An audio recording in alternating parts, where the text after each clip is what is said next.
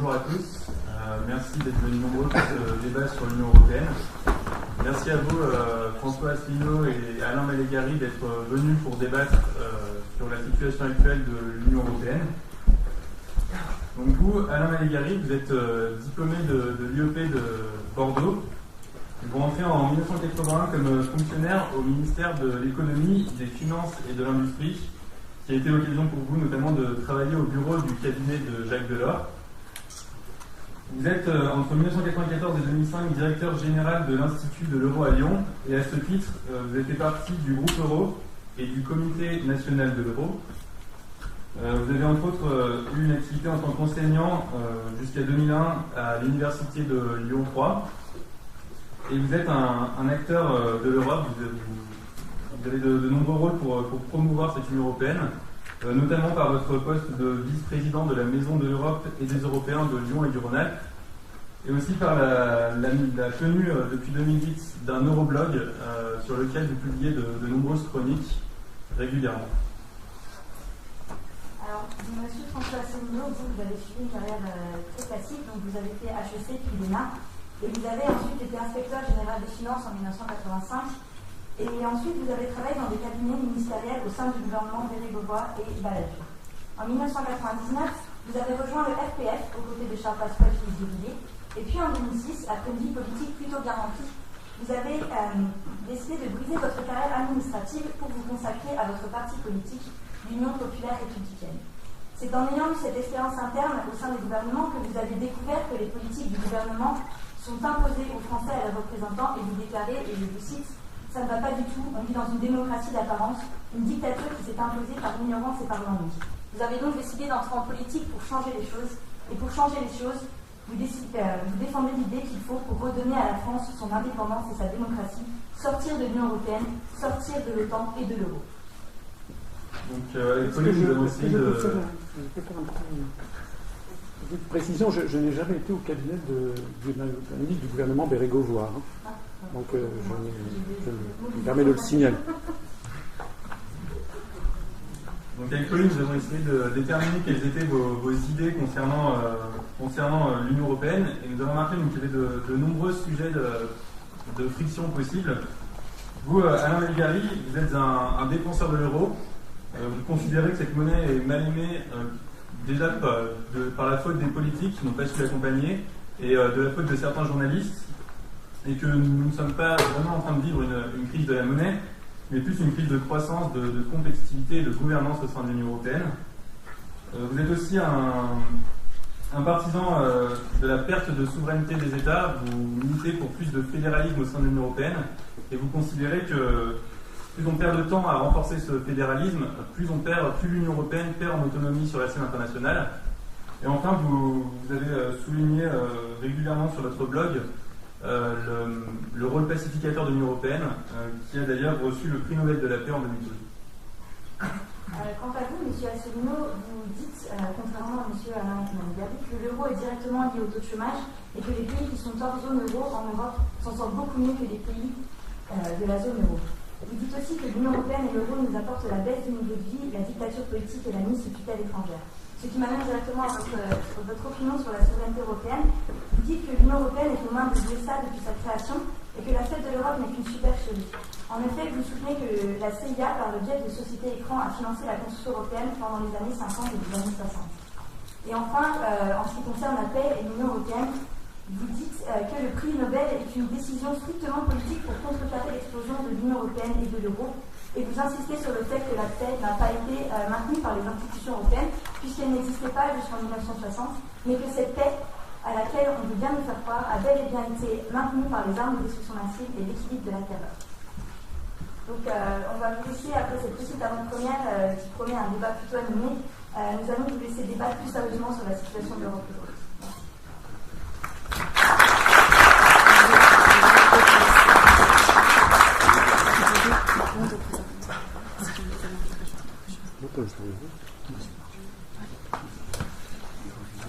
Alors jeudi dernier, on a fêté l'Europe.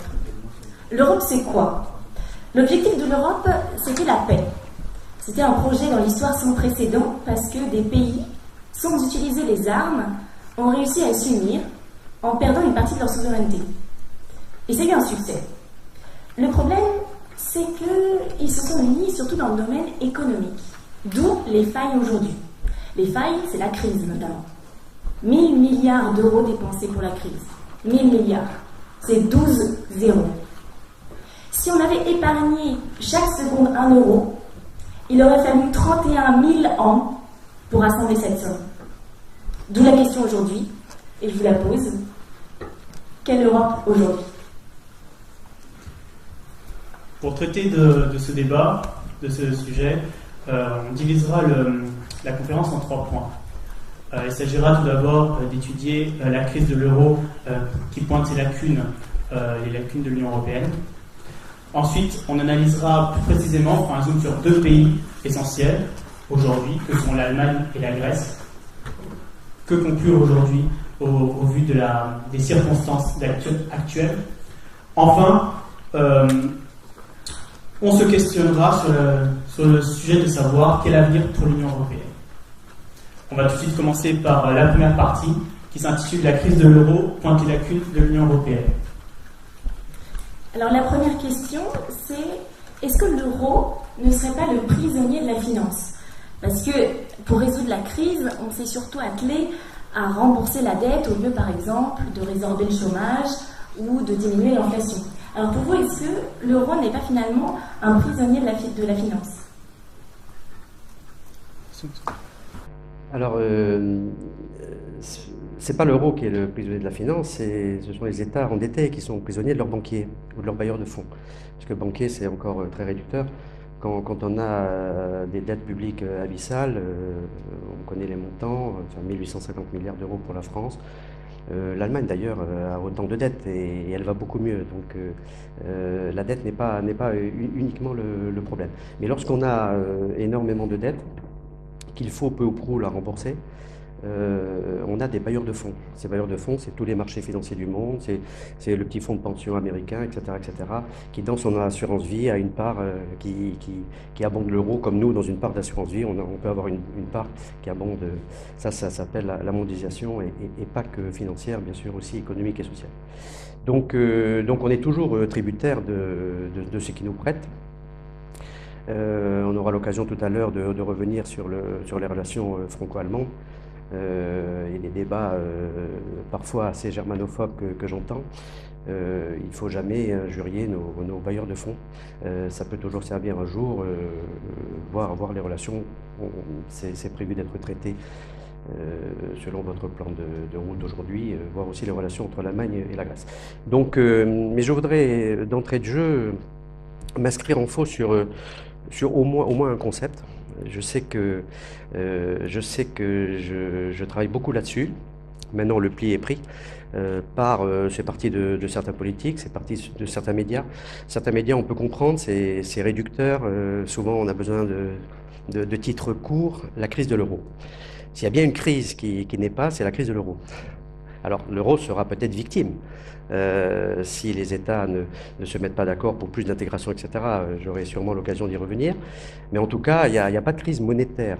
Il n'y a pas de crise monétaire, il y a une crise budgétaire, il y a une crise financière, il y a une crise surtout de gouvernance économique et même politique européenne, à l'évidence, d'où une crise de confiance, et pas que dans les marchés, auprès des marchés. Il y a une crise aussi de la société humaine que constitue cette Union européenne de 500 millions de personnes, qui évidemment s'inquiète avec des taux de chômage abyssaux dans l'Europe du Sud. J'y reviendrai aussi, mais s'il y en a bien un qui est une monnaie solide et en peu de temps, en 14 ans, l'euro est devenu la deuxième monnaie du monde avec 27% des réserves mondiales de change. Ça veut dire que si en Europe et dans certains pays, l'euro est ce que j'appelle le mal-aimé, depuis le départ, j'ai mis en place, contribué à mettre en place cette monnaie unique de très près. Dès le début, l'euro devait donner de l'urticaire parce que l'alliage, le cupro-nickel pouvait avoir des dégâts sur les pots. Dès le début, l'euro devait être la monnaie la plus contrefaite au monde.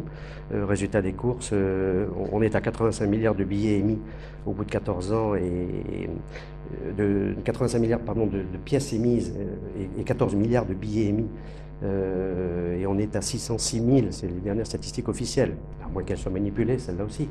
On est à 606 000 billets, principalement le billet de 50 € contrefaits par rapport au dollar, où on estime à un cinquième le nombre de billets dollars faux, ce qui n'empêche pas d'ailleurs qu'ils transitent, et sur le plan commercial d'ailleurs. Et ce, sur toutes les surfaces du globe. Donc en 14 ans, la performance de l'euro est redoutable, puisque tout simplement les pays émergents, on aura l'occasion d'y revenir, à force de dire qu'ils sont émergents d'ailleurs, il faudra finir par avouer qu'ils ont émergé, raffolent de l'euro, mais pas du tout pour nos beaux yeux, par européanisme achevé, simplement parce qu'ils veulent diversifier. Il y a des raisons à la fois géopolitiques et à la fois économiques. Ils veulent diversifier leur monnaie et ne pas être dépendants que d'une seule monnaie qui a régi le monde jusqu'à la fin des accords de Bretton Woods, c'est-à-dire le dollar était la référence absolue par rapport à l'or, et même les monnaies européennes gravitaient autour du dollar avec des taux de parité. Je ne sais pas si à l'époque on pouvait parler de souveraineté monétaire.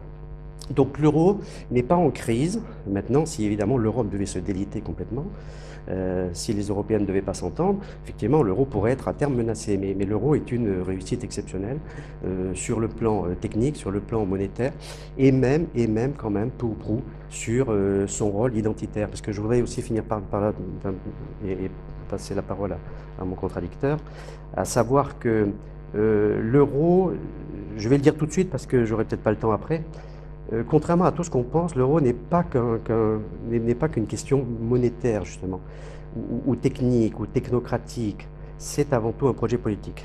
Et pourquoi c'est un projet politique? Pour deux choses, justement, comme un des ciments fédérateurs entre les peuples. Avoir les mêmes pièces et billets, 325 millions d'Européens, c'est quelque chose quand même d'important. Au-delà du fait qu'il n'y a plus de coûts de transaction de change, qu'il n'y a plus de frais de change, qu'il n'y a plus de dévaluation dite compétitive absurde. Chaque fois que vous aviez une dévaluation, le franc a connu 10 dévaluations entre 49 et 99. Chaque fois que vous avez une dévaluation, c'est un appauvrissement des populations, puisque vos dettes et vos importations d'énergie sont plus chères, puisque votre monnaie est plus faible, c'est quand même facile à comprendre. Donc l'euro est avant tout un projet social, sociétal, un projet politique, avant même que d'être un projet technique, mais on aura peut-être le temps d'y revenir.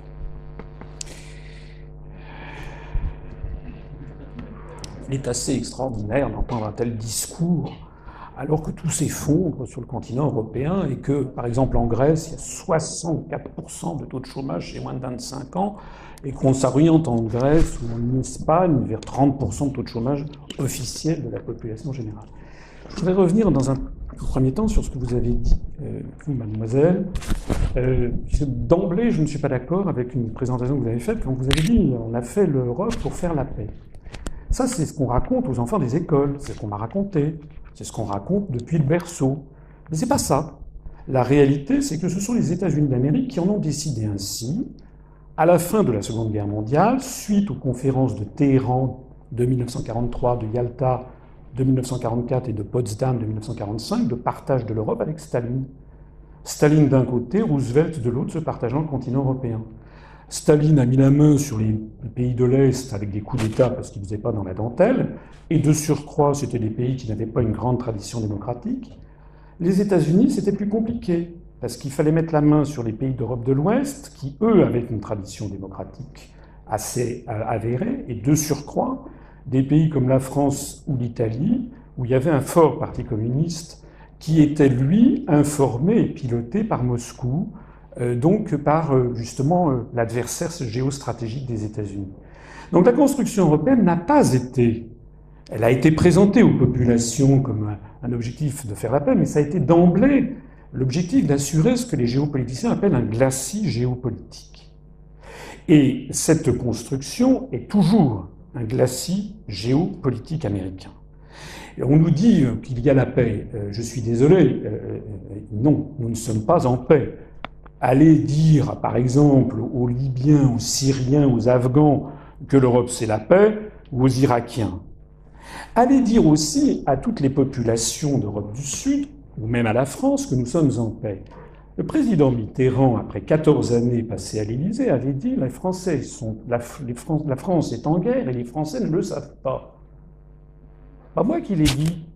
C'est dans le livre Le Dernier Mitterrand, des confidences avec Georges-Marc Benamou, journaliste au Nouvel Observateur Paris-Chéplon en 1997. La France est en guerre et les Français ne le savent pas. Ah. Il faudrait donc se poser la question de savoir, nous sommes au 3e millénaire. C'est quoi une guerre au 3e millénaire? Il y a dans la périphérie des empires des guerres de tradition classique, si j'ose dire. On bombarde les villageois afghans, on bombarde les Libyens. Mais entre les grandes puissances du monde occidental, il n'y a plus de la guerre. Et ça n'est pas du tout les directives sur le beurre de cacao de Bruxelles qui y est pour quelque chose. C'est pas comme ça que les choses se passent. Désormais, les guerres du 3e millénaire sont des guerres qui sont fondées sur ce qu'on appelle le soft power, c'est-à-dire des guerres de l'information, des guerres qui visent à changer l'état d'esprit des gens. Il s'agit de transformer les Français en Américains.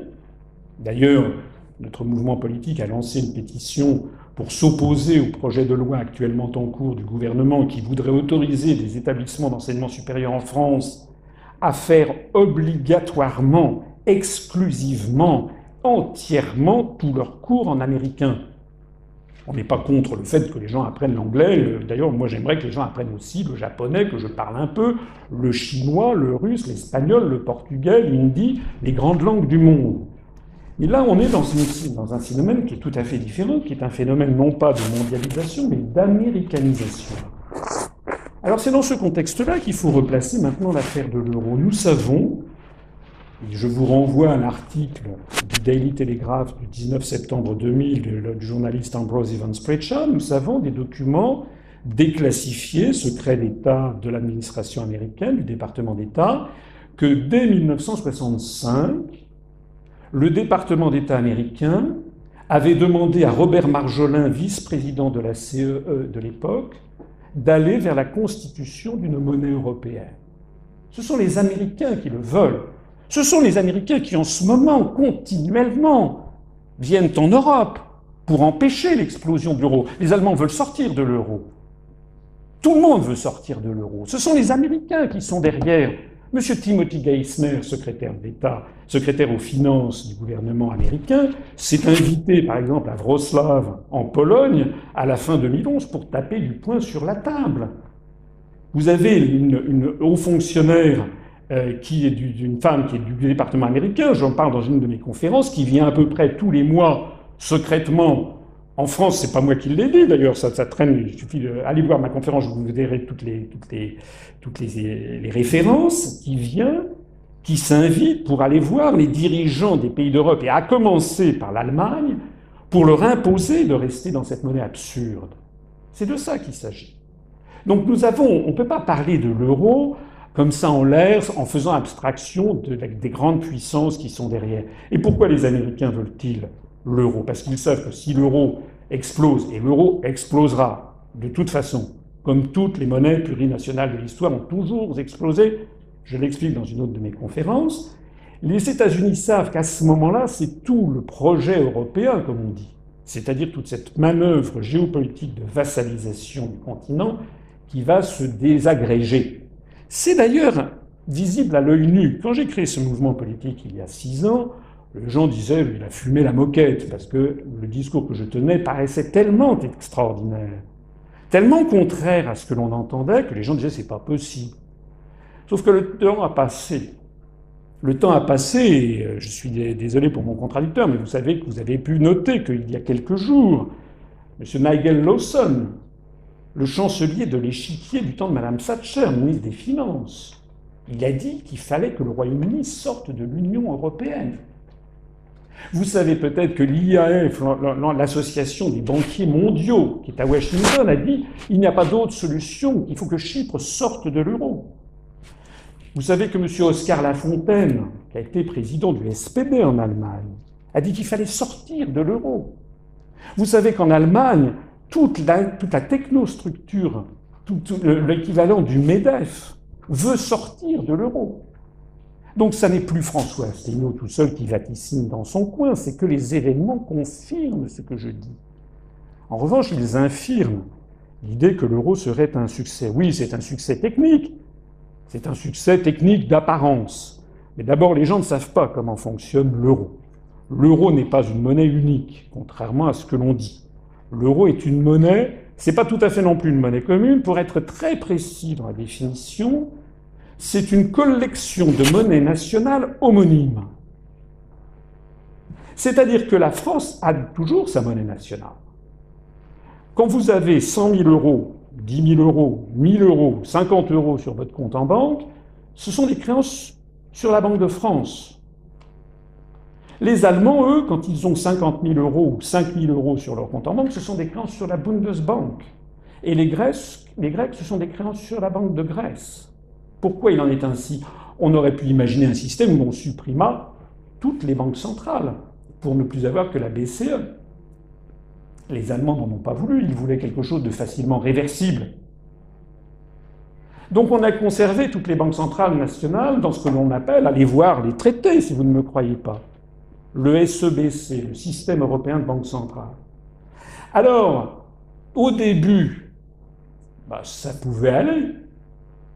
On avait l'impression d'avoir une monnaie unique. Vous aviez un billet de 20 euros, vous allez en Allemagne, vous payez avec 20 euros, vous avez le sentiment que c'est la même monnaie.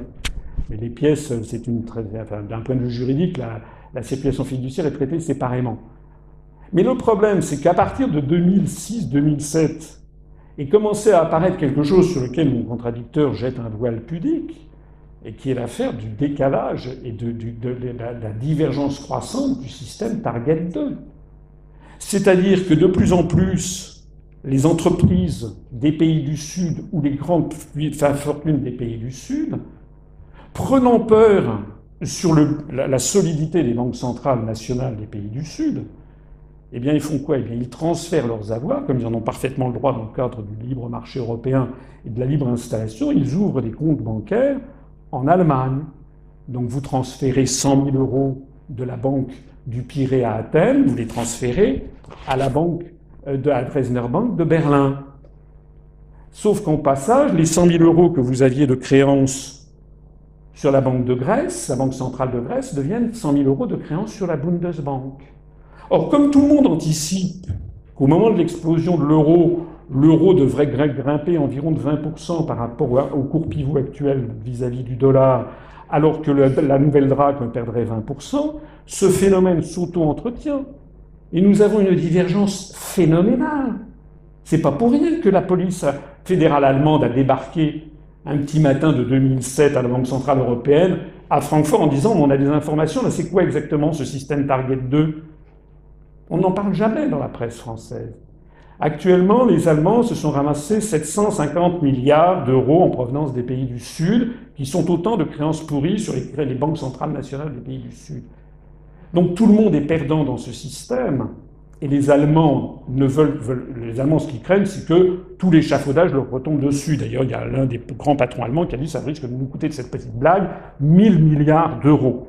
80% des Allemands veulent sortir de l'euro aujourd'hui, à peu près d'après les sondages.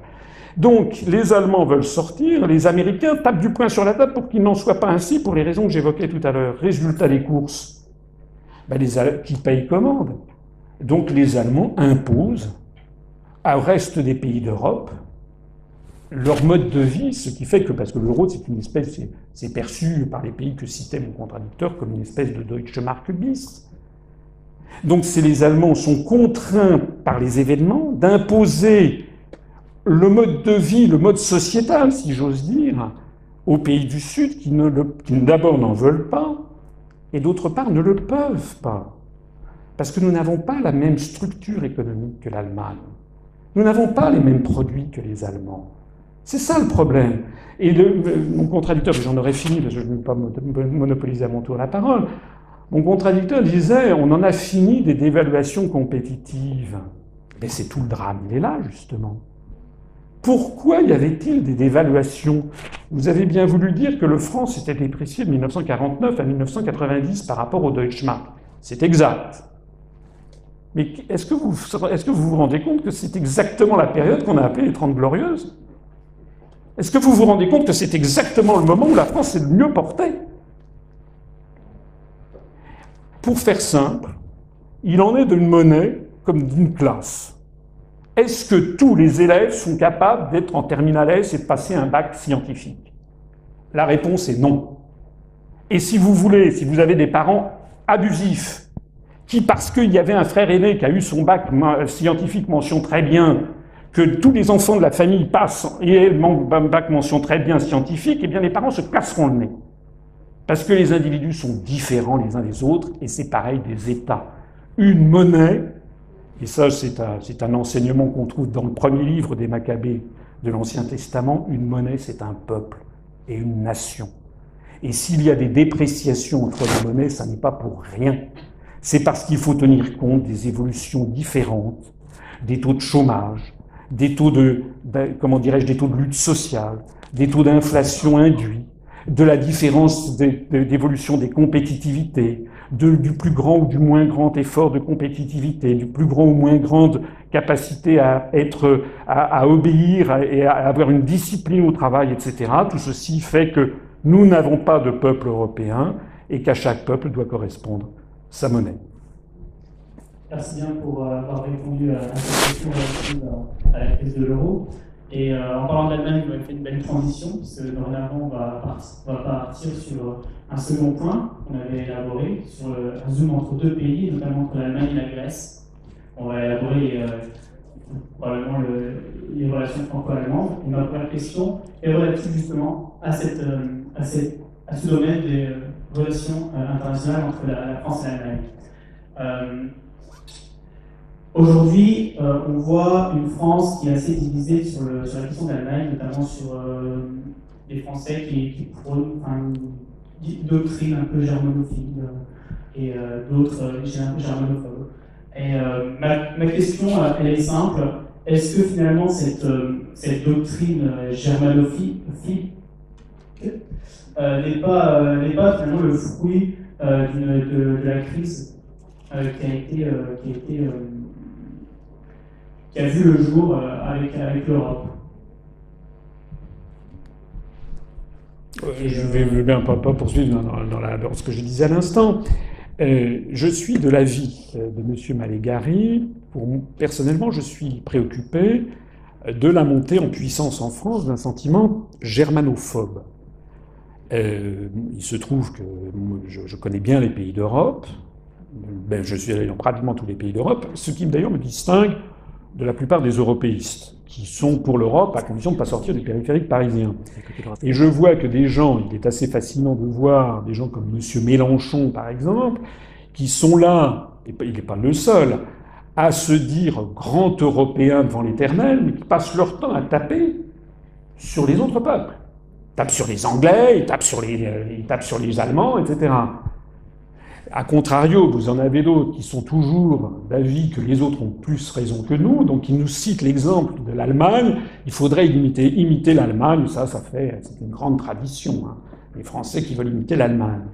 Ce que nous disons, c'est que les Allemands sont un peuple différent, qu'il a le droit d'être respecté, mais il est différent de nous.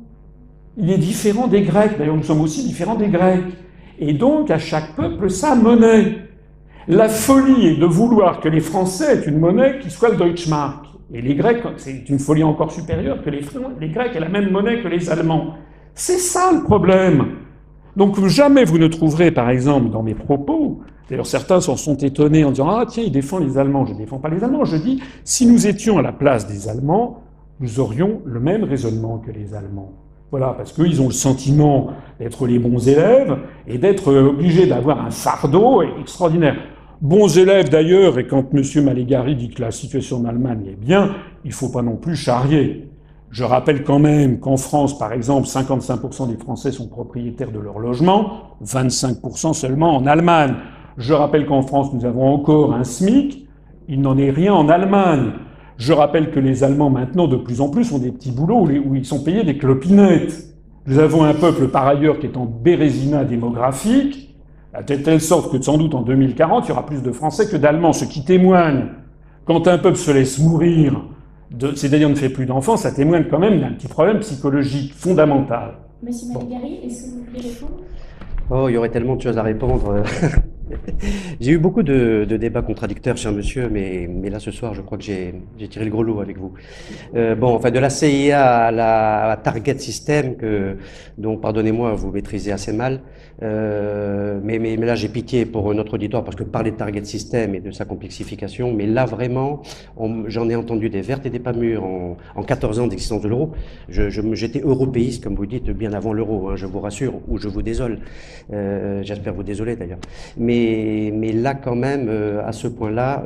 attendez, à ce point-là, qu'est-ce que j'ai dit de faux? Précisez. Mais non, mais vous sortez des choses non, attendez, précisez. Incohérentes. Non, comment ça... Excusez-moi, j'ai l'habitude d'être assez franc. Hein. Non, mais moi aussi... Sans mauvais jeu de mots, on regarde l'euro. Hein. Mais qu'est-ce que j'ai dit de faux sur Target 2? Non, mais votre complot avec la CIA, etc. Non. Celle-là, de l'extrême droite à l'extrême gauche, on me l'avait encore jamais fait. Non, mais attendez. La CIA, on en parlera tout à l'heure. Non. Qu'est-ce que j'ai dit de faux sur Target 2? Vous n'animez pas le débat, que je sache, ce sont les deux jeunes qui animent. Non, attendez, vous m'accusez devant le public d'avoir dit quelque chose de faux. Donc, qu'est-ce que vous avez dit de faux sur Target 2? Qu'est-ce que j'ai dit de faux?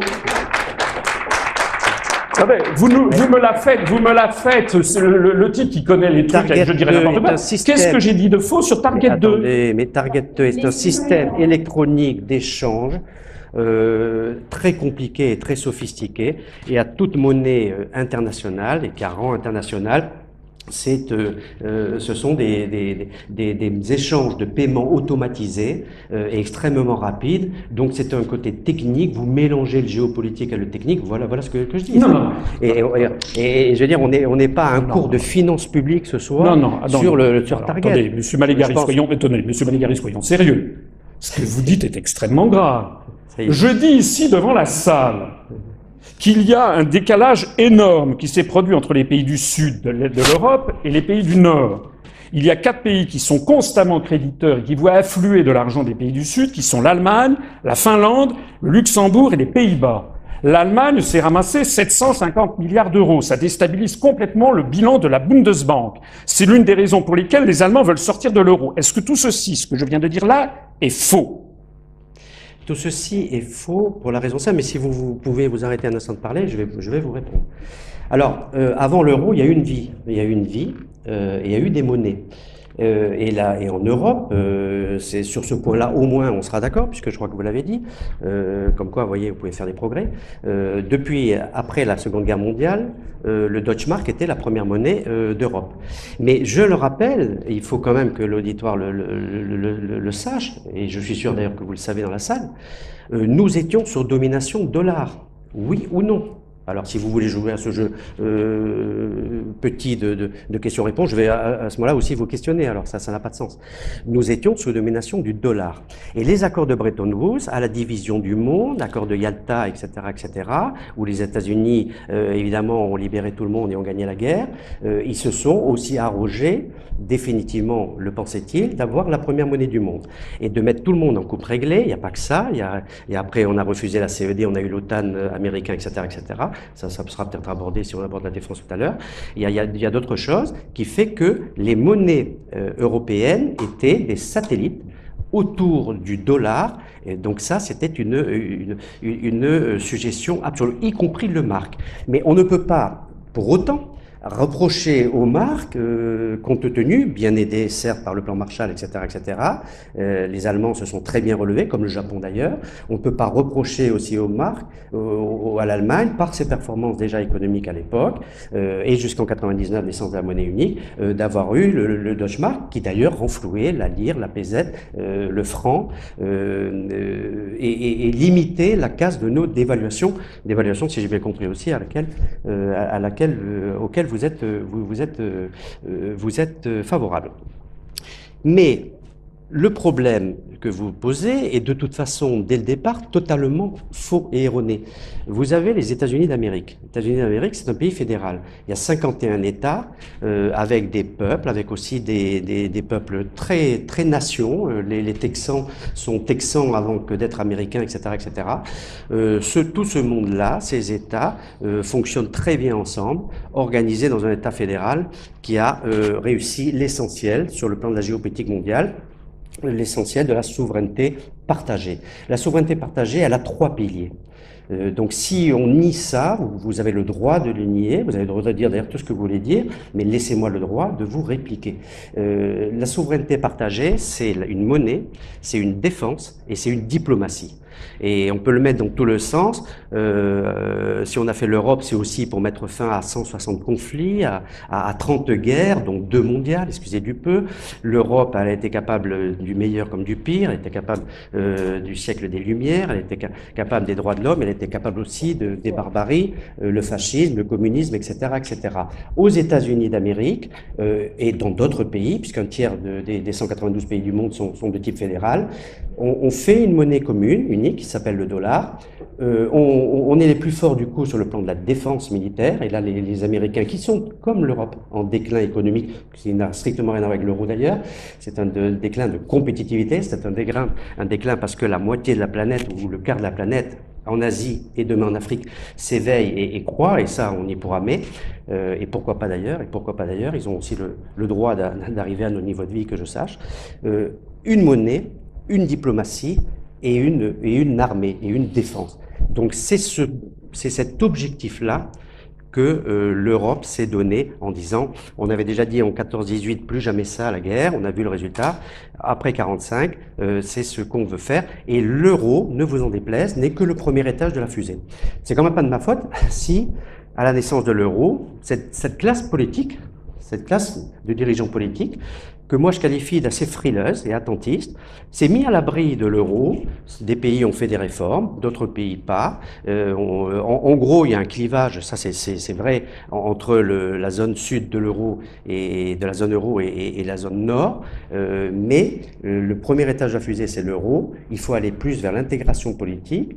La défense, l'Europe devait commencer par là en 1954 avec le projet CED, Communauté européenne de défense. Si à l'époque c'était l'Europe des 6, souvenez-vous, 5 parlements ont voté cette Europe de la défense. Je vous laisse deviner quel est le parlement qui n'a pas voté l'Europe de la défense, à une très large majorité, les gaullistes de l'époque, les communistes et la SFIO. Et résultat, on a eu l'OTAN sous domination totalement américaine, même si l'Union européenne, qui a malgré tout maintenant un poids géopolitique un peu plus important depuis qu'elle a l'euro, l'Union européenne s'est enquistée, on va dire, dans l'OTAN, mais c'est quand même la domination européenne. Donc, si vous déjà partons d'un constat au moins réaliste. Après, je ne nie pas qu'il y a des problèmes, mais il y avait des problèmes du temps des monnaies nationales. Vous partez d'un postulat qui est totalement erroné, c'est qu'avant, on était dans un monde des bisounours, les 30 glorieuses, où il n'y avait pas d'inégalité entre les territoires, à l'intérieur même d'un État d'ailleurs. Il n'y avait pas d'inégalité entre le Hainaut français et la région Rhône-Alpes. Il n'y avait pas d'inégalité entre la Sicile, il y en a toujours d'ailleurs, mais un peu corrigé, entre la Sicile et le nord industriel de l'Italie. Tout le monde, il y avait le plein emploi, etc. Mais dans quel monde vivez-vous? Donc, avant l'euro, il y avait des tas de problèmes, à peu près les mêmes. Avec l'euro, je finirai aussi par un chiffre que je n'ai pas donné tout à l'heure. J'ai pris les mêmes pays 10 ans avant l'euro et 10 ans après l'euro. C'est-à-dire de 1989 à 1999, les pays qui n'avaient pas forcément l'euro ont créé, l'ensemble des pays, ont créé 7 200 000 emplois nets. Je dis bien emplois nets. Les mêmes pays, 10 ans après l'euro, c'est-à-dire de 99 à 2009, alors après, en 2009-2010, on a on prend la crise des subprimes de plein fouet. Aujourd'hui, ce chiffre, évidemment, il ne cesse de s'aggraver, vous le savez bien, notamment dans les pays de l'Europe du Sud. Mais les 10 ans après, de 99 à 2009, on a créé 15 millions sur les mêmes pays. 15 millions d'emplois nets contre 7 millions dans la période précédente. Donc ça aussi, il faut de temps en temps être honnête et reconnaître qu'il y a des choses qui peuvent marcher. Je ne suis pas du tout en train de dire que tout va bien et tout baigne. Mais aux États-Unis, la Californie, avec le dollar, elle est 3 fois plus en faillite qu'un pays comme l'Espagne ou le Portugal ou même la Grèce. Monsieur Maligari, vous avez parlé de bisounours. Est-ce qu'il n'y aurait pas un clivage au sein de l'Union européenne? Est-ce qu'il n'y aurait pas d'un côté les cigales et de l'autre les fourmis?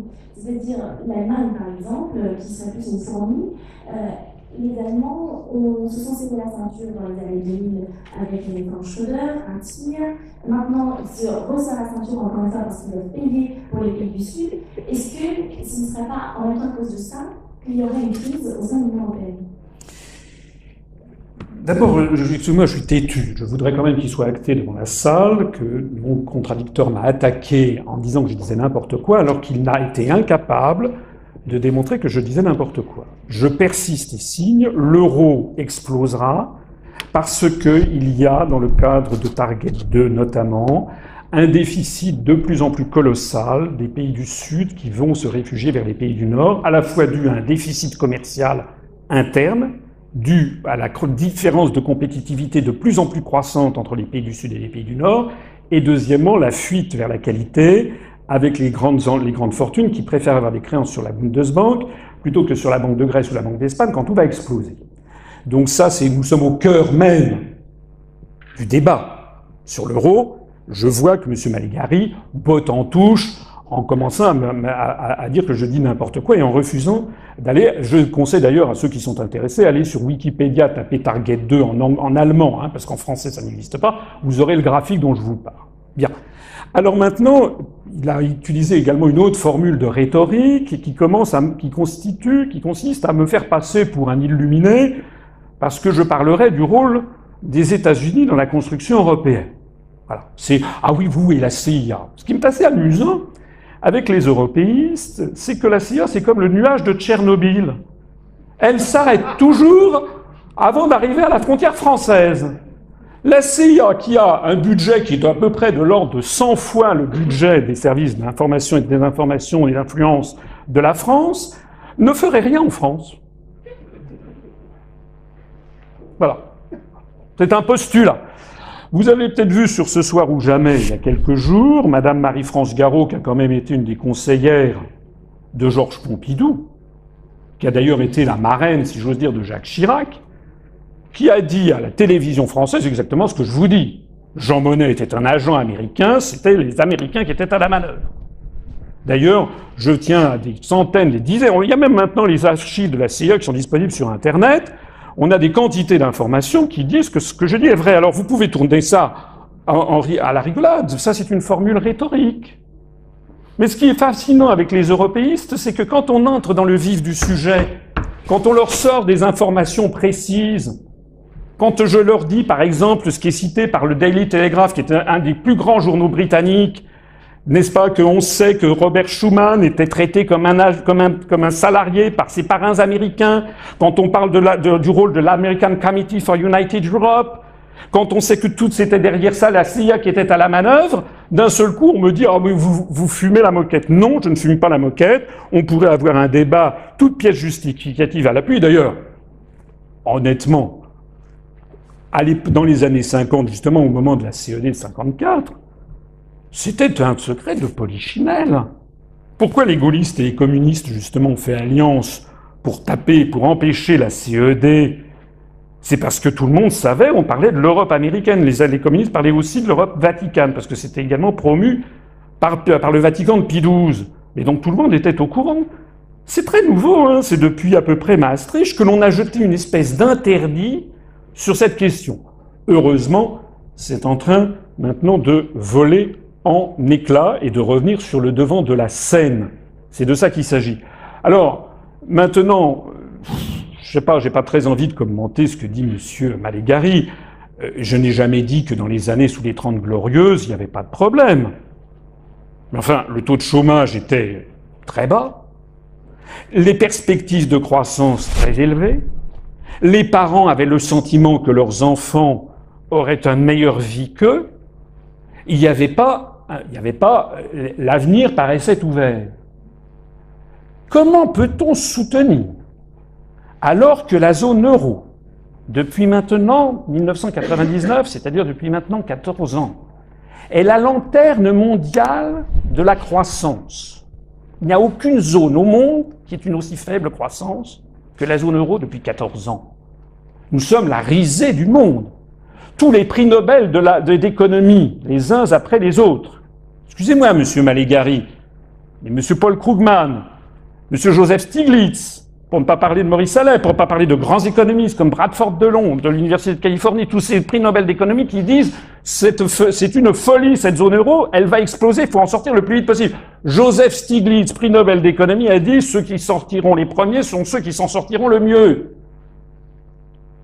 C'est pas Asselineau qui dit ça, ce sont des citations objectives et réelles. Il suffit de regarder les taux de chômage qui ne cessent de grimper. C'est d'ailleurs tellement vrai qu'aux dernières nouvelles, ça commence à être la panique à Bruxelles. Et maintenant, on parle de vouloir commencer à faire des plans de relance sans qu'aucun des problèmes n'ait été réglé par ailleurs. Donc quand vous parlez de monde de bisounours, mais c'est le vôtre dont vous parlez. Oui, là encore, il y aurait trop à répondre.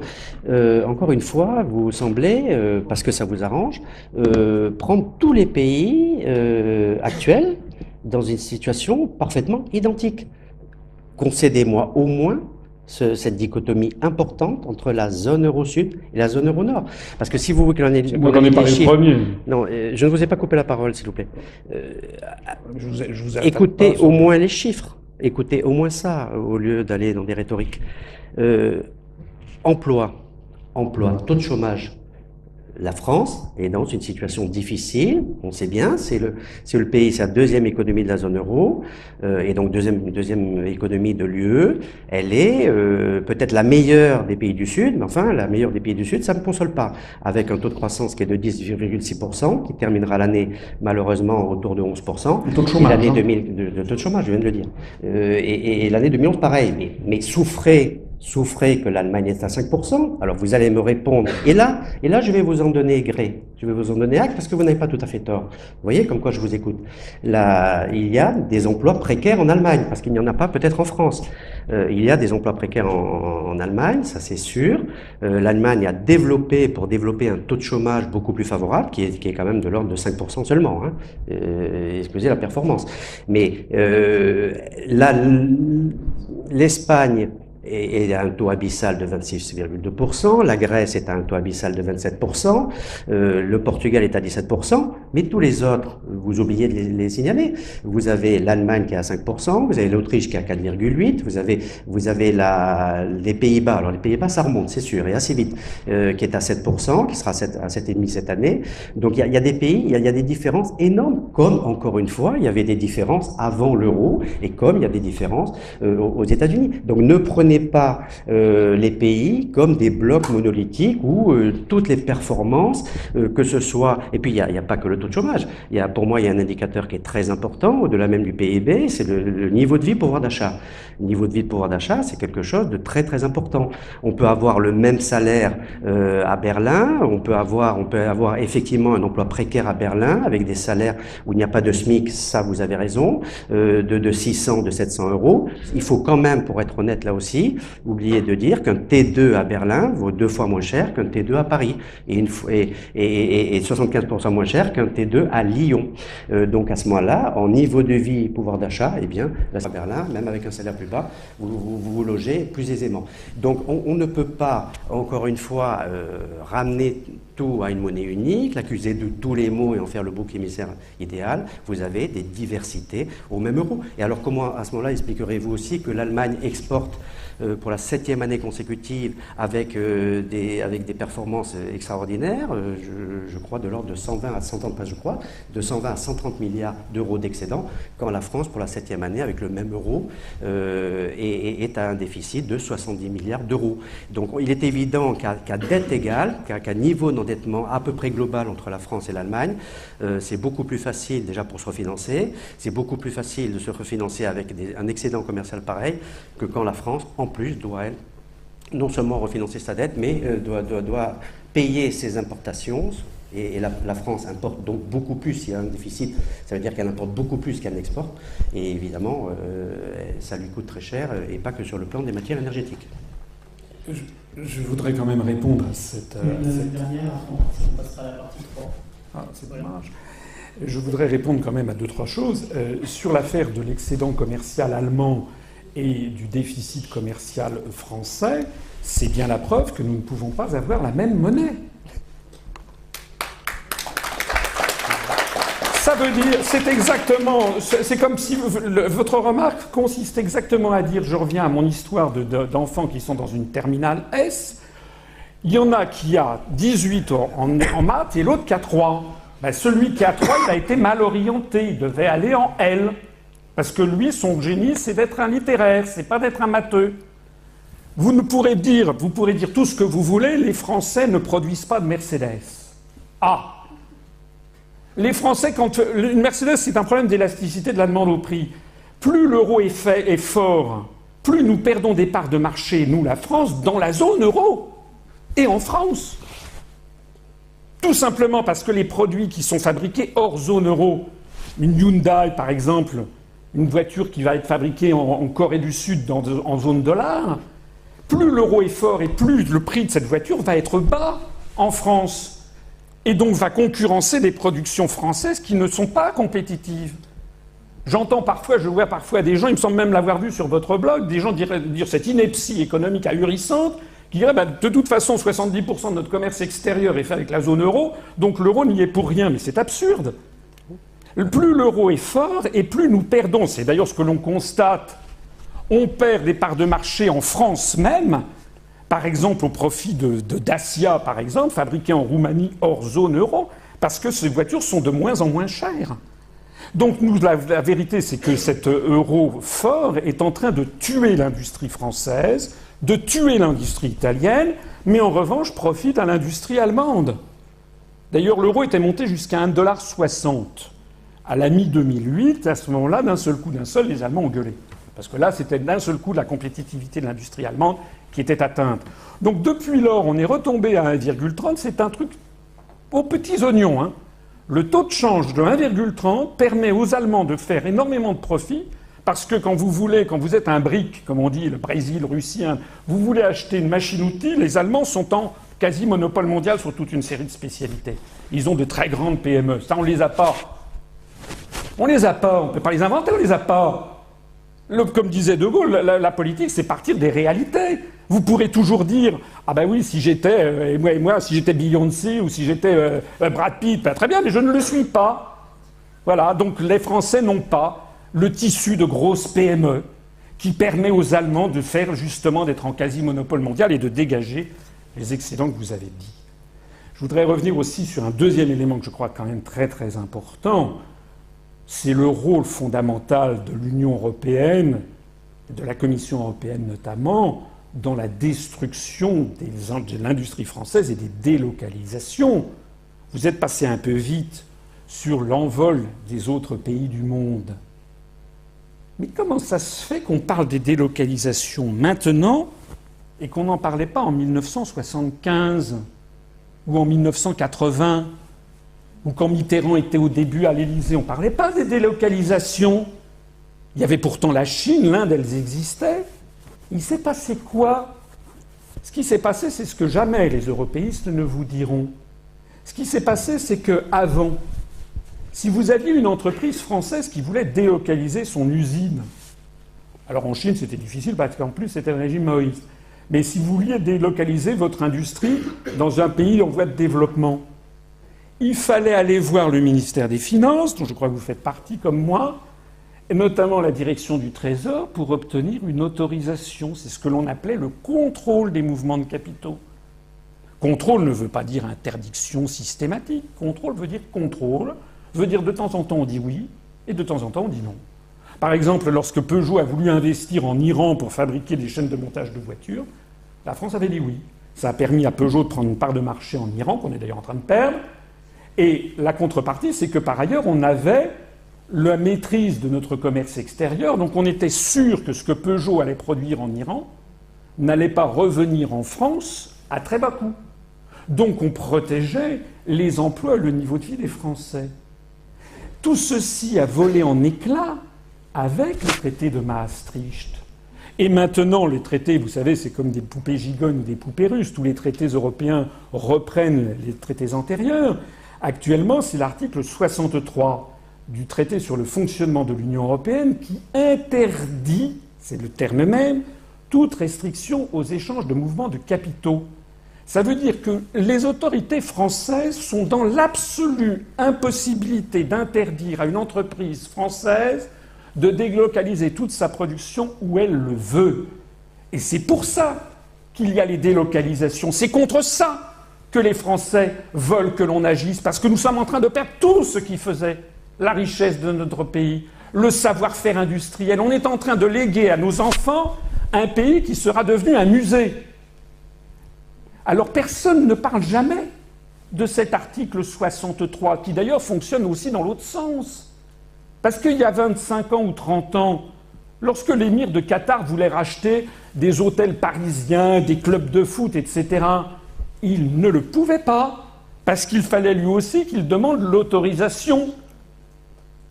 Et ça lui était accepté ou refusé. Vous avez vu d'ailleurs le château de Gevrey-Chambertin a été racheté il y a quelques jours, quelques semaines, par un magnat du casino de Macao. À propos de Macao d'ailleurs, et j'en finirai peut-être là, il y a quelque chose qui est toujours fascinant avec les européistes, c'est qu'ils ne parlent jamais de comment font ceux qui réussissent. Ils font comment les Chinois, les Thaïlandais, les Singapouriens, les Coréens. Singapour qui fait 4 500 000 habitants et qui est grand comme la moitié de l'Île-de-France, qui a sa monnaie, qui se porte très bien et qui a un taux de croissance très supérieur à nous. À Singapour, vous n'avez jamais personne qui dit « on n'est pas de la taille du monde hein. ». La Malaisie, détrompez-vous, Singapour, le niveau de vie par habitant est supérieur au niveau de vie français. Qu'est-ce que ça veut dire? Ça veut dire que dans tous ces pays, vous avez eu des ouvertures asymétriques. Vous ne pouvez pas investir comme vous l'entendez en Chine ou à Singapour ou au Japon. C'est pas possible. Vous n'avez pas le droit d'acheter un appartement à Tokyo, c'est impossible. Voilà. Donc, ce qu'il faut bien voir, c'est que les autres, personne au monde n'applique les recettes que l'Union européenne nous impose. C'est de ça qu'il faudrait parler. Comment font ceux qui réussissent? Merci. Oui, si vous permettez, je pourrais répondre à beaucoup de choses étonnantes que j'ai encore entendues, mais il y a un point sur que je ne peux pas laisser passer, encore une fois, c'est l'euro. Et encore une fois, là aussi, permettez-moi de vous dire que vous arrangez les chiffres à votre convenance. La France exporte à l'intérieur de la zone euro 65% de sa richesse créée. 65% à l'intérieur de la zone euro, comme d'ailleurs d'autres pays. Le seul pays qui exporte moins en zone euro, c'est d'ailleurs révélateur de leur compétitivité justement, c'est l'Allemagne, puisque ce taux ne cesse de tomber à l'intérieur de la zone euro, au profit évidemment de l'Asie, où elle exporte de plus en plus, donc elle tombe en dessous de 50%. Mais même 50%, ça veut dire comment expliquer que l'Allemagne a de telles performances avec un euro fort à l'intérieur de la zone euro comme à l'extérieur de la zone euro. Et la France qui, elle, exporte à l'intérieur de la zone euro à 65%, elle perd des parts de marché, même à l'intérieur de la zone euro. Que je disais, oui. Non, absolument pas. Donc vous ne pouvez pas, absolument pas. Vous ne pouvez pas, soyez poli, vous ne pouvez pas accuser l'euro à ce moment-là d'être fort, puisque même à l'intérieur de la zone euro, avec exactement la même parité forcément, puisque c'est le même euro, la France perd des parts de marché. C'est dû à un déclin industriel. Alors ça aussi, vous prenez un raccourci historique qui vous arrange. C'est depuis 79-80 que la France est en déclin constant industriel, et d'autres pays d'ailleurs de l'Europe du Sud. Un chiffre là encore, en 1978, la part de l'industrie dans le PIB allemand, c'est-à-dire l'ensemble de la richesse produite en un an, est de 32%. 10 ans après, en 2012, la part de l'industrie dans le PIB allemand est tombée de 32% à 30,5%. En France, même année, 78-79, la part de l'industrie dans le PIB français était malheureusement de 28,6%, et aujourd'hui, c'est plutôt aujourd'hui malheureusement, il est tombé à 14,5%. Donc voilà, on ne peut pas encore une fois dire c'est la faute de l'Union européenne, du traité de Maastricht, c'est exactement ce que je viens de dire, c'est exactement l'application de l'article 63. Puisqu'il y a des pays performants avec l'euro et d'autres qui sont moins performants avec l'euro. Mais vous n'avez pas écouté ce que j'ai dit, qu'est-ce que vous voulez? Vous n'aurez pas perdu votre temps, reconnaissez au moins ce que... Mais non, mais vous n'avez pas écouté ce que je dis, je suis désolé de le dire. Je vous ai expliqué justement que la France, que ce n'était pas parce qu'on était en zone euro qu'on ne prenait pas des parts de marché. Ce que j'ai expliqué devant, enfin, il me semble que toute la salle l'a entendu. Parce que tout simplement, nous sommes concurrencés par des productions qui sont faites hors zone euro. Et le problème, c'est que les Mercedes, par exemple, sont inconcurrençables. Il n'y a pas de concurrent à la Mercedes. Par exemple, en matière de voitures, mais en matière de grandes entreprises, de PME, qui fabriquent des biens comment dirais-je, d'équipement pour les PM, pour les entreprises, il y a toute une série de spécialités où l'Allemagne est en quasi-monopole mondial. C'est comme ça. Si vous allez, par exemple, chez des viticulteurs de Bourgogne, j'en connais un, eh bien, vous verrez qu'il a des grosses machines, c'est fabriqué en Allemagne, c'est le seul fabricant au monde qui fabrique ces choses-là. Voilà. Donc, effectivement, l'Allemagne se porte mieux puisqu'elle a une spécialité de son économie qui est moins attaquée par l'euro.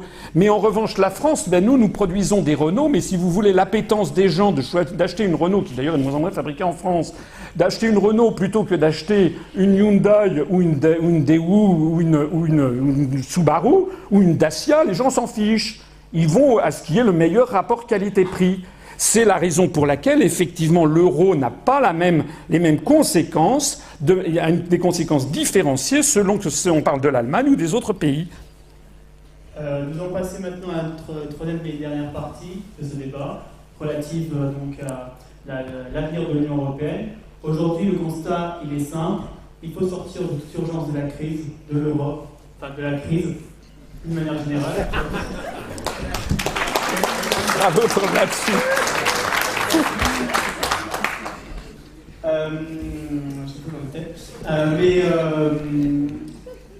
Les modérateurs sont neutres en principe. Comment ? Les modérateurs doivent être neutres. Oui, c'est. On va pouvoir voir donc, vos divergences sur cette question, sur l'avenir de l'Union européenne à travers cette partie. Ma question, elle est toute simple. Une fois ce cap pensé, notamment la sortie de la crise, faut-il choisir une solution intermédiaire, c'est-à-dire modifier le fonctionnement de l'Union européenne, ou alors opter plutôt pour une position plus extrême, plus radicale, je dirais plutôt, à savoir la sortie de l'Europe, de l'euro et de l'OTAN, notamment sur l'OTAN. D'un point de vue actuel, on a pu voir que François Hollande avait demandé un rapport à M. Hubert Védrine en novembre 2012 sur les conséquences du retour de la France dans le commandement intégré à l'OTAN sur l'avenir des relations transatlantiques et les perspectives de l'Europe et de la défense. Donc en gros, que pensez-vous de ce rapport et est-ce qu'il est et quels sont pour vous les moyens qui vont permettre de sortir de la crise? Est-ce une sortie de l'euro ou est-ce justement une modernisation, un refonctionnement des institutions européennes?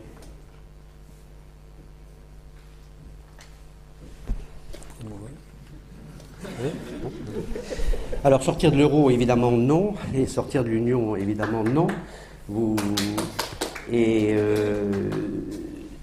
Si vous voulez, on est au milieu du gué. On est au milieu du gué. Il y a un problème des économies occidentales. On parle toujours de crise économique, de crise financière, budgétaire, ça oui, mais de crise aussi, et je le dis tout le temps, des États-nations. Les États-nations, ces micro-États, ces États minuscules, ne pèsent plus dans la mondialisation du monde. Alors on peut, comme parfois ici ou là en France, vitupérer, stigmatiser contre la mondialisation. Comment l'arrêter? Alors l'Union européenne a fait déjà des choses en matière de régulation financière. Si on a le temps de développer, je parlerai de la taxe sur les transactions financières, où déjà 11 pays l'ont signé, etc., etc. Mais la mondialisation, c'est qu'il y a maintenant toute une partie de la planète, de l'Asie à l'Afrique. L'Afrique, ça ne se voit pas encore, mais l'Afrique, elle est en moyenne de 3% de croissance cette année, alors que nous, on va être en récession, enfin la moitié de l'Europe. Elle est en 3% de croissance. La croissance mondiale, malgré 5 années de crise depuis 2008, c'est-à-dire la crise des subprimes qui vient d'Amérique, la croissance mondiale, elle reste même cette année encore à 3,4% de croissance. Évidemment, c'est une moyenne mondiale. Ça veut bien dire qu'il y a des pays, des États, je dirais même des continents, qui sont à des taux de croissance qui étaient même supérieurs à nos fameuses 30 glorieuses de 5, 6, 7. La Chine va finir à 8. Alors évidemment, on me dit, elle est retombée. Certes, elle était à 11%. Mais enfin, 8%, vous imaginez, même en conséquence environnementale, pollution, etc., 8% de croissance, c'est énorme. Ça veut dire que ça, qu'on le veuille ou non, le monde mute. Donc c'est en fait, pour l'Occident, une crise de mutation. C'est une crise d'adaptation. Et là, effectivement, il peut y avoir des pays perdants, des pays, mais en tout cas, les pays qui ne se constitueraient pas, et l'Union européenne est en construction. Au bout de 67 ans de construction, le bilan est largement positif, avec une deuxième monnaie du monde, mais l'Europe n'est absolument pas aussi intégrée que des États fédéraux comme les États-Unis. Mais même les États-Unis sont en déclin aussi économique, sauf que, encore une fois, je pourrais parler tout à l'heure des 3 attributs fondamentaux de souveraineté partagée, j'entends, c'est-à-dire une monnaie forte, une défense forte, une diplomatie forte pour peser au sommet de Copenhague ou ailleurs. L'Europe, aujourd'hui, inachevée politiquement, on a même parlé d'ailleurs, la formule me va, une euro sans État, mais c'est la faute à qui? C'est pas la faute ni à l'euro, ni encore moins d'avoir fait l'euro, c'est la faute à une génération de chefs d'État et de gouvernements européens qui n'ont pas voulu aller vers d'autres transferts de souveraineté, alors que c'est là la clé importante. Et les États-Unis ont tout compris, parce que si vous prenez les chiffres des États-Unis, là aussi on n'a pas le temps de développer, mais en 1955, les États-Unis, les échanges commerciaux américains dans l'ensemble des échanges mondiaux pèsent 32%. Pourquoi? Parce qu'en 50-55, l'Europe se reconstruit après la guerre que vous savez et la barbarie que vous savez. Donc 35%. Aujourd'hui, les États-Unis sont tombés à 22,8%. Aujourd'hui, ce sont des chiffres 2012. Je n'ai évidemment pas les chiffres 2013.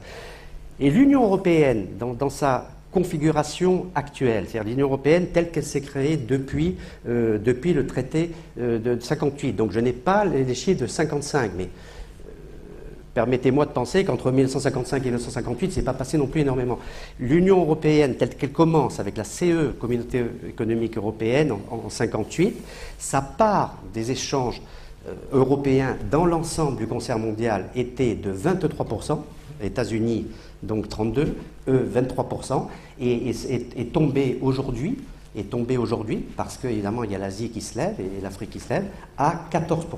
Ce que je veux dire par là, quand on ne cesse de dire que l'Union européenne, même cette Union européenne inachevée, cette construction institutionnelle, politique et géopolitique inachevée, l'Union européenne finalement, dans la part qu'elle occupe dans les échanges mondiaux aujourd'hui encore, malgré certains pays qui ont, je le sais bien, des taux de chômage importants, a moins perdu que le déclin économique des échanges américains. Ce que je vous dis là, ça n'est pas moi qui l'invente, je ne l'ai pas inventé dans mon blog, puisque vous lisez mon blog, ce sont toutes les statistiques mondiales, que ce soit pas seulement Eurostat, mais le FMI, l'OCDE, la Banque mondiale, et toutes les structures, et y compris des instituts privés comme Rexecode, etc., qui, à 0,5% près, valident cela.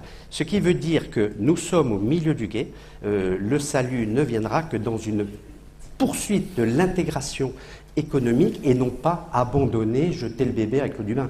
Une sortie de l'euro, une sortie de l'UE serait proprement suicidaire, puisque de toute façon, une sortie de l'euro n'effacerait pas les dettes, il faudrait les rembourser avec une monnaie plus faible, ça je n'arrête pas de le dire et de l'écrire. Ce qui est faux. Mais non, mais vous pouvez, vous aurez le temps. Voilà, puisque vous aurez le privilège de finir. Je pense qu'on va pouvoir. Mais j'espère qu'on pourra débattre avec la salle, surtout. J'espère. Donc l'euro est une très bonne monnaie, mais une monnaie à laquelle il faut donner un leadership, un État, une gouvernance, et puis surtout mutualiser un peu plus. Ça a commencé de se faire d'ailleurs. La crise finalement a quelque chose, malheur est bon, la crise nous pousse vers un début de commencement de prémisse de mutualisation des dettes, de solidarité. Encore une fois, prenons les États-Unis d'Amérique. Vous avez des tas de pays qui sont en faillite, y compris la première économie de l'État américain qui s'appelle la Californie. Vous avez des pays qui vont très très mal. Je veux dire, il ne va à l'esprit de personne de sortir ces pays-là qui sont en faillite de l'Union américaine.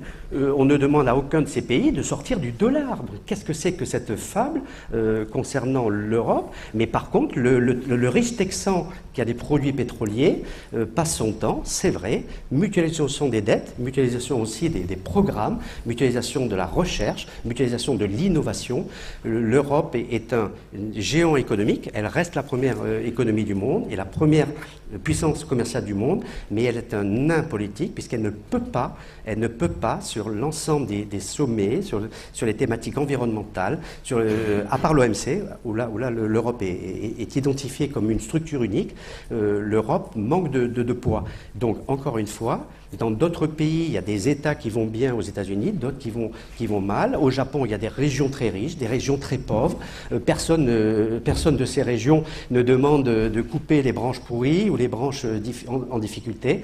Donc, il faut que l'Europe prenne conscience de sa force, de son potentiel aussi en matière de droits de l'homme, etc. Parce qu'on a parlé beaucoup d'économie ce soir, mais l'Europe, c'est quand même quelque chose de très important sur ce plan-là. On ne peut pas le récuser, mais il faut que l'Europe s'agrège et s'agrège très vite maintenant. Alors, M. Maligari, vous avez compris que vous êtes pour aller de l'avant dans la construction européenne et de l'Union européenne. Monsieur Asselineau, vous aimeriez sortir de l'euro, mais alors comment faire concrètement? Est-ce que ce serait pas pire à l'heure actuelle de sortir de l'euro? Alors, d'abord, je trouve que c'est un petit tour de force qu'a fait M. Maligari, nous expliquer que l'Union européenne, en termes d'échanges commerciaux, est passée de 22 à 14% et s'en féliciter comme un titre de gloire. Je l'avoue que c'est quand même assez fort. Deuxièmement, je voudrais attirer votre attention sur la comparaison systématique que M. Maligari fait, comme beaucoup d'européistes, sur les États-Unis d'Amérique et les États-Unis d'Europe. Je réglerai ça. Vous savez, il y avait De Gaulle qui avait cité ça d'une façon très rigolote, mais très très parlante. On ne fait pas d'omelette avec des œufs durs. Nous n'avons rien à voir avec l'histoire des États-Unis d'Amérique. Les États-Unis d'Amérique, depuis la déclaration des pèlerins du Mayflower de novembre 1620, se sont constitués comme un seul corps unique, parlant la même langue et ayant la même histoire nationale, qui se sont ensuite répandus sur le territoire américain, d'ailleurs en se livrant à un génocide des populations indiennes sur laquelle il est de bon ton de jeter toujours un voile pudique, et qui se sont ensuite répandus et qui se sont ensuite partagé le territoire. Bon. Donc les Américains, depuis 1620, se sont considérés comme un seul et même peuple, un seul et même État. La construction, nous, c'est exactement le schéma inverse. Nous avons 27, 28 peuples, 30 peuples bientôt peut-être, en tout cas 28 au 1er juillet avec l'entrée de la Croatie.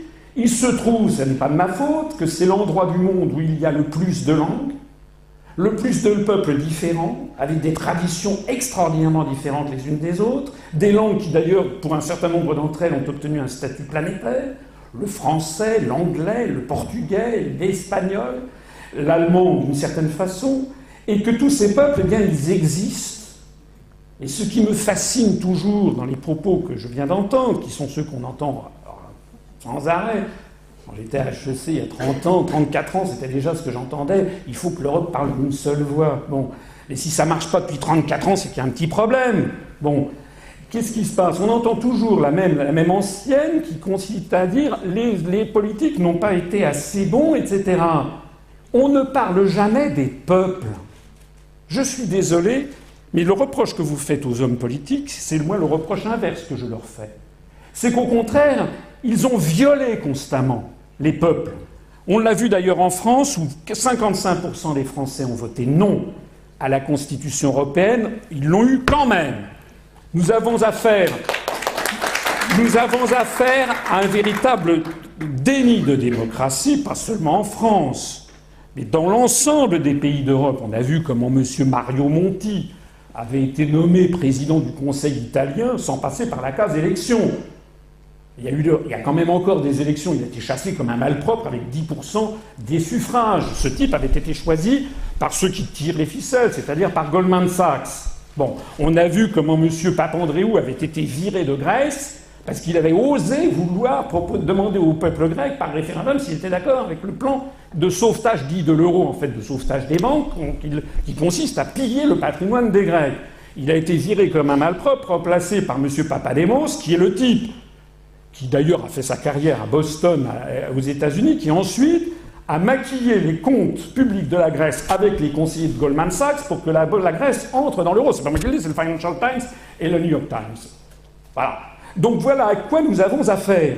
Nous avons affaire à un continent entier qui est en train de verser dans la dictature.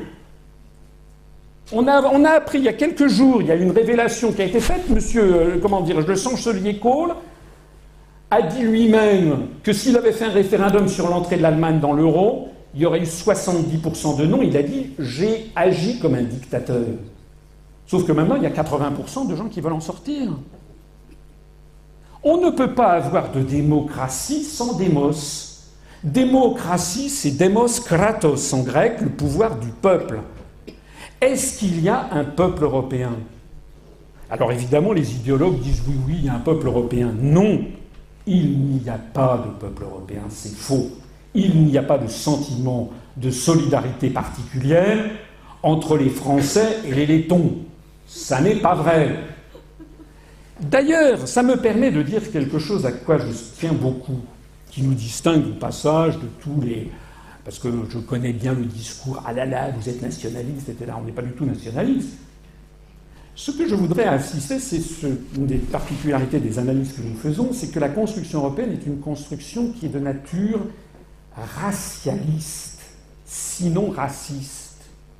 Le monde d'aujourd'hui, c'est un monde où tout le monde est en contact avec tout le monde. D'ailleurs, je me félicite, je vois que dans cette école, j'ai croisé des Chinois. D'ailleurs, je crois qu'il y a une antenne de l'école de management de Lyon en Chine, je m'en félicite. Mais pourquoi voulez-vous présenter les Chinois comme un péril jaune? Parce que vous grattez l'européiste et au bout de 3 minutes, vous avez quelqu'un qui vous dit « ah mais, vous vous rendez compte, face aux Chinois, face aux Arabes, face aux Noirs ?» C'est-à-dire que ce que l'on nous présente comme une œuvre de paix, en réalité s'inscrit dans la théorie du choc des civilisations, parce que c'est de ça qu'il s'agit. Un apartheid planétaire, conçu par des esprits anglo-saxons, qui consiste à vouloir, d'ailleurs, on n'a pas le temps d'en parler, le grand marché transatlantique qui nous pend au nez pour avoir une communauté euro-nord-américaine dont la vocation est de s'opposer au reste du monde. Or, ceci est contredit par les événements. Il se trouve que les Français sont beaucoup plus proches des Tunisiens, des Marocains, des Algériens, des Sénégalais, des Ivoiriens, des Haïtiens, des Québécois, des Suisses, que des Slovaques, que des Chypriotes, que des Slovènes, que des Hongrois, que des Bulgares. C'est comme ça. Voilà. Et c'est d'ailleurs très bien que ce soit comme ça. Merci, M. Asselineau. M'interrompez. Nous allons maintenant être proche de notre public et sélectionner 2 questions et les invités pourront y répondre. Bonsoir monsieur. Moi c'était pour monsieur Asselineau.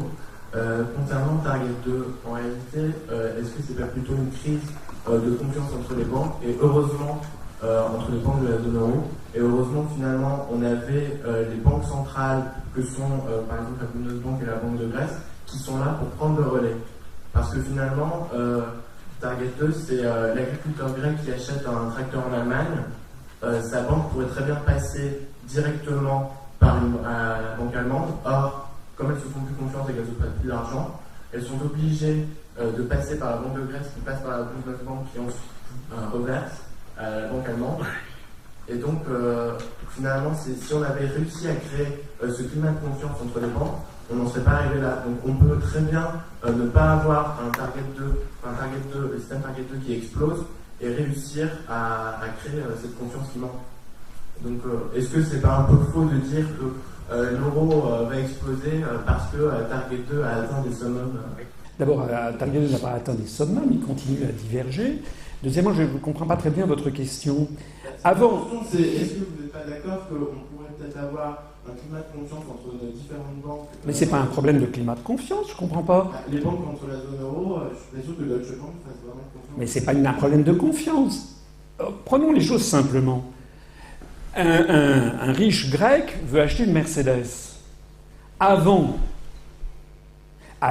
il payait sa Mercedes en drachmes au concessionnaire à Athènes.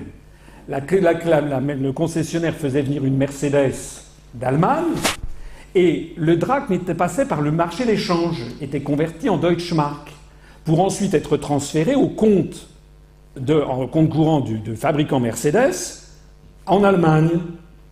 Et donc, le déficit commercial était régulé par ce qui fait horreur à M. Malégari, c'est-à-dire par la dépréciation éventuellement de la monnaie grecque vis-à-vis de la monnaie allemande. Si beaucoup de Grecs voulaient acheter les Mercedes, beaucoup de Grecs voulaient acheter les Mercedes, progressivement, je schématise, progressivement, ça voulait dire qu'il y avait de plus en plus de demandes d'achat de marques contre des drachmes, et donc le drachme perdait de la valeur.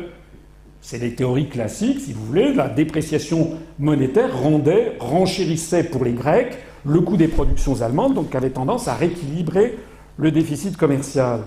Mais désormais, il n'y a plus ça, puisque désormais, c'est avec le système Target 2, je ne suis pas sûr que vous maîtrisiez parfaitement ce dont il s'agit, c'est un système de transfert automatique, comme le disait M. Malégari d'ailleurs, de transfert automatique des fonds, puisque nous sommes dans cette série de monnaies homonymes, comme je le dis, avec un système de PEG de 1 pour 1. C'est-à-dire que les monnaies qui sont entrées dans la zone euro sont des créances respectives sur les banques centrales, mais s'échangent, c'est le principe même de la zone euro, au taux de 1 pour 1 sans limitation de volume ni de durée. Donc, il n'y a plus de marché d'échange. Il n'y a plus de marché d'échange. Et donc, mettons les 100 000 euros de la Mercedes S qui va être payée par M. Papadopoulos au concessionnaire Mercedes à Athènes, vont partir directement, les 100 000 euros vont aller sur le compte de la Dresdner Bank qui est celui de Mercedes. La contrepartie de ça, parce qu'il y a une contrepartie, c'est que la Bundesbank va être obligée de servir de la liquidité en euros créance Bundesbank à Mercedes, et donc on va avoir au bout du compte une augmentation à l'actif du bilan de la Bundesbank de créances sur la Banque centrale de Grèce. C'est de ça qu'il s'agit. Donc ça n'a rien à voir avec l'affaire des banques commerciales, c'est simplement, avant, le marché d'échange était un régulateur des déficits commerciaux intra-zone, maintenant il n'y a plus de marché d'échange. Et donc, c'est d'ailleurs ce que les Allemands reprochaient, c'est qu'il n'y a pas de limite. La seule limite, c'est l'augmentation de créances sur des banques centrales des pays du Sud pourris, et c'est bien ce qui affole les Allemands. C'est que maintenant, il n'y a plus le marché d'échange pour réguler cette affaire de déficit commercial interne. Ça, c'est la première chose. La deuxième chose, je le disais, c'est qu'il y a un phénomène cumulatif. C'est la crainte des grandes fortunes grecques. On pourrait parler des Espagnols, parce qu'il y a eu 350-400 milliards d'euros qui ont fui l'Espagne, pour aller en Allemagne. Des gens qui se disent, si l'euro explose, je préfère avoir des créances sur la Bundesbank que des créances sur la Banque d'Espagne. Parce que les créances se transformeront ipso facto en monnaie nationale. Ça me permet peut-être d'ailleurs de répondre à une objection que j'entends souvent, que M. Malégari a faite, sur le fait que si nous sortons de l'euro, ça sera la catastrophe. Ce sont les mêmes qui nous avaient promis que l'euro, ce serait non, et qui maintenant nous disent si on en sort, c'est une catastrophe. Il ne faut pas croire les gens qui se sont trompés à 180 degrés depuis 20 ans. Il faut quand même accueillir avec une certaine prudence ce qu'ils disent. Je rappelle qu'il y a une étude qui a été faite par Natixis en 2012. Natixis, ça vaut ce que ça vaut. Enfin, c'est quand même des grandes banques françaises, avec Patrick Artus et des grands économistes, qui ont fait tourner leur système d'évaluation, qui a estimé qu'en cas d'explosion de la zone euro, le franc perdrait 2% par rapport à sa valeur au cours pivot vis-à-vis du dollar. Ce que j'espère que le franc perdrait davantage, d'ailleurs. Parce que 2% ne nous permettrait pas de récupérer notre compétitivité. Toujours selon cette étude Natixis, je vous renvoie sur cette étude, c'est juillet 2012, le mark prendrait 20%, le florin néerlandais prendrait 16%, le franc belge perdrait 6%, etc. Donc on est loin des phénomènes apocalyptiques. Mais je voudrais répondre à l'argument qui dit si nous sortons de l'euro, on va avoir une monnaie qui s'effondre. Vous avez vu, je viens de vous dire à l'instant que ce n'est pas le cas, mais même si le franc perdait 20%, 30%, et donc ça va renchérir terriblement nos créances en euros. J'ai deux choses à répondre à ça. D'abord, l'euro n'existera plus. Parce que si la France sort de l'euro ne sera plus qu'un moignon de ce qui existe. Et puis surtout, je renverrai à la déclaration de M. Mario Draghi lui-même, le président de la BCE, et qui a mis les pieds dans le plat l'été dernier, au grand scandale d'ailleurs des salariés de la BCE. C'est qu'actuellement, vous le savez probablement, lorsque les États émettent des obligations, des bonds, eh bien, en gros, à 10%, l'Allemagne est taxée, enfin, est facturée sur les marchés financiers quelque chose du style 1,5 à 2%. La France, un petit peu plus, 2,5%. L'Espagne ou l'Italie sont montées jusqu'à 6 ou 7%. La question, c'est pourquoi ce différentiel de taux d'intérêt facturé par les marchés, puisque nous avons prétendument la même monnaie. M. Mario Draghi a apporté la réponse. Il a dit, petit 1, ce que facturent les marchés, c'est le risque de liquidité. Effectivement, quand vous prêtez de l'argent, vous ne l'avez plus pour vous, donc ça se facture. Petit 2, c'est le risque de remboursement. Et petit 3, c'est le risque de change.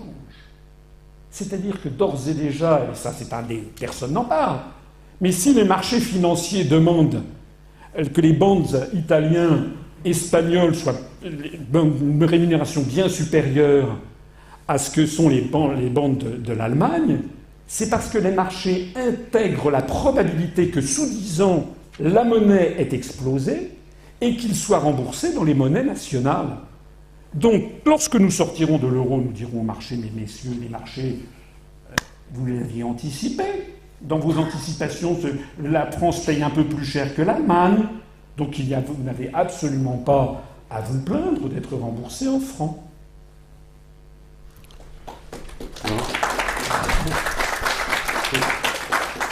Je voudrais juste répondre très très brièvement pour redonner la parole à la salle avec vos questions, parce que je ne peux pas laisser non plus entendre un tel film. Vous confondez, désolé, mais vous confondez liquidité et solvabilité. Si les taux d'intérêt sont différents, effectivement, dans les remboursements de la dette, qu'elle soit privée ou publique d'ailleurs. Et c'est pour ça qu'ils étaient d'ailleurs montés à des taux abyssaux au pays qui allait le plus mal, la Grèce en tête, jusqu'à 25-26%. Là, on avait dépassé l'usure. Et donc là, il a fallu que la solidarité joue.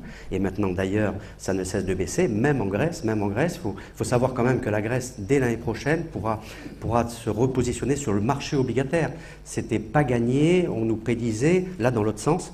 Des fois, on est trop pessimiste. Ça arrive. On nous prédisait que la Grèce ne pourrait pas le faire avant 2020, elle pourra le faire dès 2014. Il faut saluer l'effort. Et même le Portugal ou même l'Espagne, ça ne cesse de baisser. Et d'ailleurs, même la France, qui ne va pas bien, c'est à 1,75% et plus de 2,5%. Là, vous êtes en retard de 1 an. C'est à 1,75% qu'elle emprunte sur les OAT, les obligations à terme, sur 10 ans. Mais surtout, là où je voulais rebondir, parce que je pourrais rebondir sur tellement de choses, mais là, quand même, au moins, laissez-moi vous dire cela, c'est un problème de solvabilité. Ça n'a rien à voir avec un taux de change, ça n'a rien à voir même que vous empruntiez.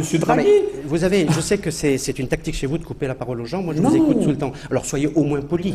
À défaut d'être inexact ou compétent, soyez au moins polis. Alors, la solvabilité des États est mesurée par des paramètres, par des instituts, par des États, etc. Tout le monde s'épie, tout le monde surveille tout le monde, etc. Et donc c'est la confiance c'est les marchés financiers, c'est les fonds de pension, c'est les banques, c'est les collectivités. On se prête aussi entre collectivités, on se prête entre États, etc. C'est la confiance qu'on a dans le remboursement de l'autre, qu'il rembourse d'ailleurs, peu importe dans la monnaie, du moment qu'il rembourse évidemment le nominal, peu importe s'il est converti après en choux, en carottes, en dollars, en euros, mais qu'il rembourse. Et plus le pays est en difficulté, c'est-à-dire moins le pays produit, moins le pays exporte, plus le pays a fait des choses un peu inconséquentes. Par exemple, l'Irlande, il y a quelques années, sur sa dette privée, ou bien Chypre, il y a quelques semaines, où il y avait un casino financier, ou quand vous avez une institution financière comme à Chypre, qui pèse 7 fois ou 8 fois le PIB, c'est-à-dire la production réelle, qui n'est que de l'huile, ça va s'arranger parce qu'il y a du gaz, il y a des gisements de gaz. Mais c'est moins on a confiance plutôt dans le remboursement des États, donc dans l'ordre, la Grèce, le Portugal, l'Espagne, même si ça s'arrange un peu, mais en tout cas c'est sur la bonne voie, et puis bien sûr l'Italie, et puis bien sûr la France, après, mais pour l'instant la France fait confiance, pourvu que ça dure. Donc c'est un problème de solvabilité, ça n'a strictement rien à voir avec un taux de change, strictement rien à voir avec la monnaie dans laquelle une dette est libellée, c'est est-ce que ce pays un, va me rendre l'entièreté de mon prêt, et est-ce qu'il va me rendre dans les délais consacrés au prêt? Voilà. J'aurais pu vous répondre sur des tas de choses, mais là, je peux pas. Mais je répondrai à ça parce que c'est faux. Parce que M. Mario Draghi, vous direz sur notre site, d'ailleurs, vous allez me donner votre adresse courriel et je vous enverrai la citation exacte de la déclaration de M. Mario Draghi, qui a dit, ça a fait un tollé d'ailleurs, évidemment, on n'en a pas parlé dans la presse française, mais ça a fait un tollé. Le Financial Times, le New York Times ont fait des articles spécifiques là-dessus. Monsieur Mario Draghi, président de la BCE, a dit « Ces différentiels de taux sont dus à 3 risques. » Je répète, puisque semble-t-il vous avez du mal à écouter ce que je dis.